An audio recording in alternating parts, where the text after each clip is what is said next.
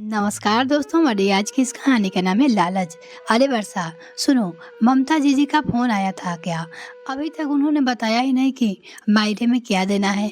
तरुण अंदर आते ही उसके पास उनका वर्षा ने नाम में सिर हिला दिया। यह देखकर तरुण उदास होकर बैठ गया। अभी अभी ऑफिस से वो घर आया था। आप घर चले जाते ना उनके। अगर वो लिस्ट नहीं दे रही है तो खुद ही लिस्ट मांग लो। तुम्हें क्या लगता है मैं उनके घर नहीं गया था? 3-4 बार जा चुका हूँ। जब भी मैं उन्हें लिस्ट मांगती हूँ तो देती नहीं, कहती है कि बाद में दूंगी। अभी जरूर की काम कर रही हूँ। वैसे भी उनका छोटा परिवार है, ज़्यादा कुछ देना नहीं पड़ेगा।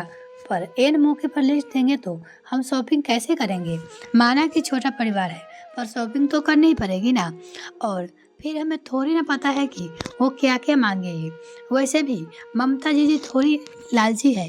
कहते कहते वर्षा रुक गई, पर तरुण समझ गया कि वर्षा क्या कहना चाहती है। पर ममता जीजी का स्वभाव भी ऐसा रहा, उनके आगे इसके लिए कुछ नहीं बोल पाया। तभी अम्मा अंदर आते हुए बोली, चल तरुण, मैं तेरे साथ चलती हूँ। आज मैं खुद ही लिस्ट मांग कर ले आऊंगा। पता नहीं क्या समझती है अपने आप को, पर्ची देने में ही रोना आता है। पता नहीं समाज के सामने हमारी नाक कटवाना चाहती है क्या? पर माँ, मेरी बात तो सुनो। नहीं, कुछ नहीं सुनना, तू चल मेरे साथ। अम्मा ने जिद से कहा तो तरुण जाने को तैयार हो गया। ममता फटाफट चाय बनाकर ले आई। हाथ मुंह धोकर चाय पीकर तरुण अम्मा के साथ लेकर ममता जीजी के घर रवाना हो गए। अम्मा जी के 2 बच्चे थे, ममता और तरुण। दोनों बच्चों में 16 साल का फर्क था। ममता जहाँ बड़ी थी वही तरुण छोटा था, इसलिए वो तरुण को जैसे चाहा वैसे चला लेती थी।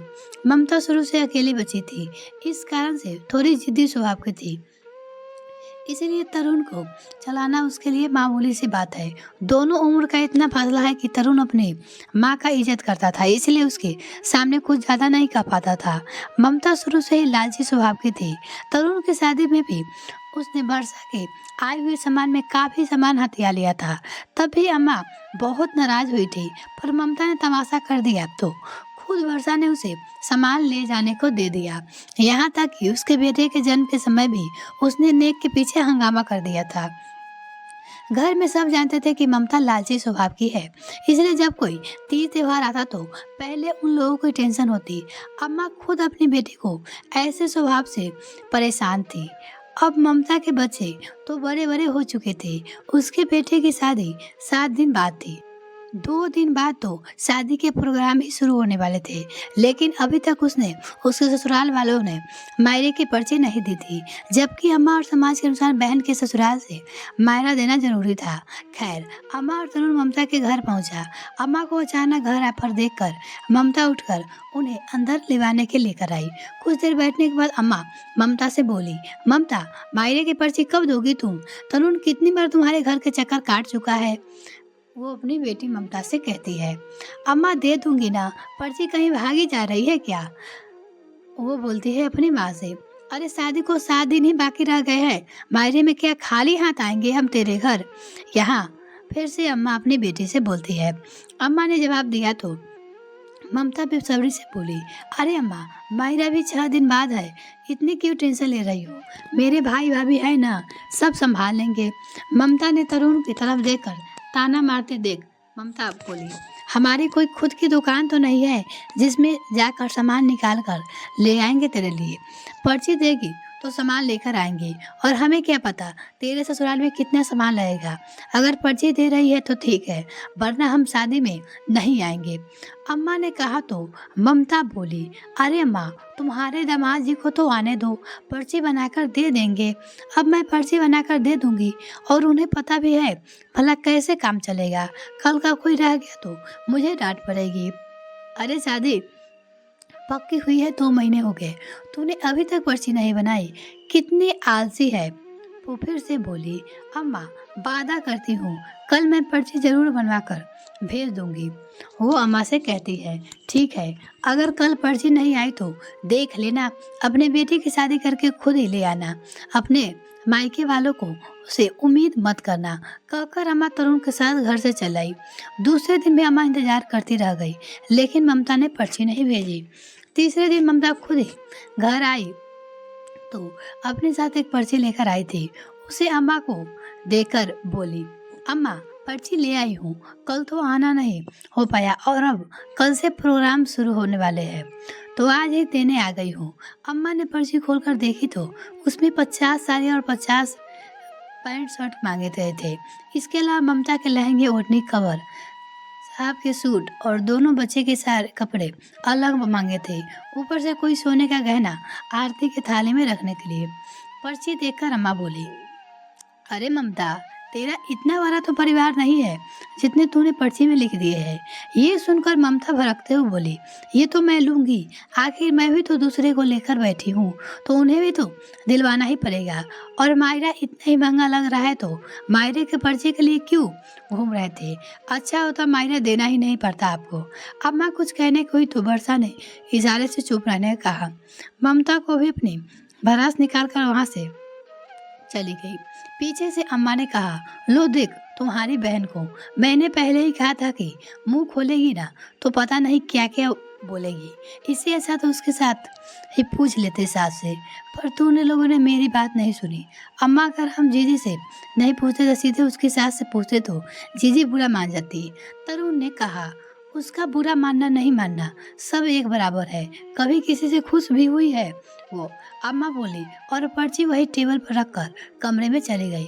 वर्षा ने तरुण की तरफ देखा तो तरुण ने कहा, मुझे लगता है हमें जीजी को बुला लेना चाहिए अपने लिए, बेस वो खुद ही देख ले, नहीं तो हमारे लाए हुए 10 कमियां निकाल देगी। आपको लगता है वो शांतिपूर्वक आएगी और अपने लिए बेस खरीद कर ले जाएगी?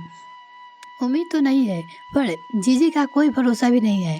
हमारा दिया हुआ उसे कभी पसंद आया भी नहीं है, तो उसे ही बुला लो, अपनी बेस खुद ही देख लेगी और खुद ही अपनी पसंद का खरीद लेगी।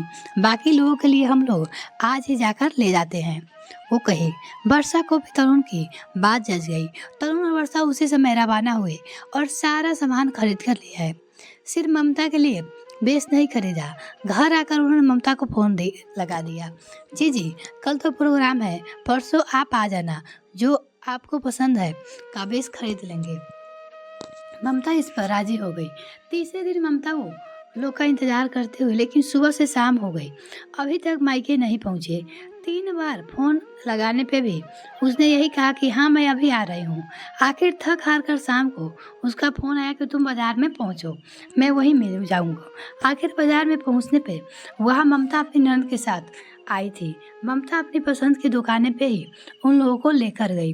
वहाँ जाकर उसने बेस निकलवाने लिए शुरू किए, पर ममता की हेल्थ इतनी ज़्यादा थी कि उसके कमर के साइज के लहंगे ही नहीं मिल रहे थे।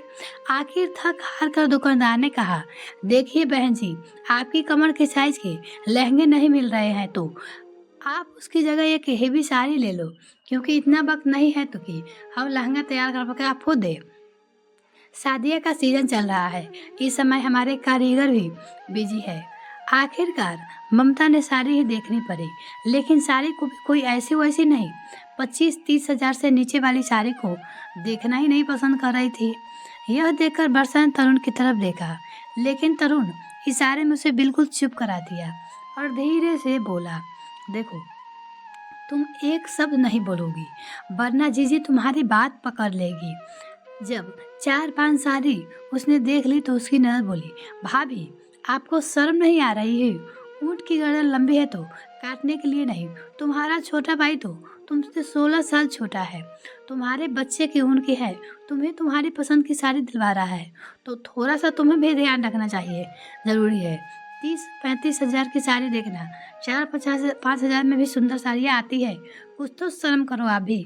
आखिर अपनी ननद की फटकार सुनकर ममता उससे नीचे की साड़ियाँ देखने लगी। 8-10 हजार की साड़ी के बाद उसने 8 हजार की साड़ी पसंद की। साड़ी के बाद उसने साथ ही एवरेज 4-5 हजार रुपये और खर्चा करवा दिए। जब खरीदारी हो गई तो ममता ने कहा, तरुण तू कोई सोने का गहना भी साथ ही साथ दिलवा दे, वो भी मैं अपनी पसंद का ही लूँगी। तब तरुण ने कहा, जी हम सोना नहीं रख रहे हैं, उसके बदले में तुम्हें नगद ही दे देंगे।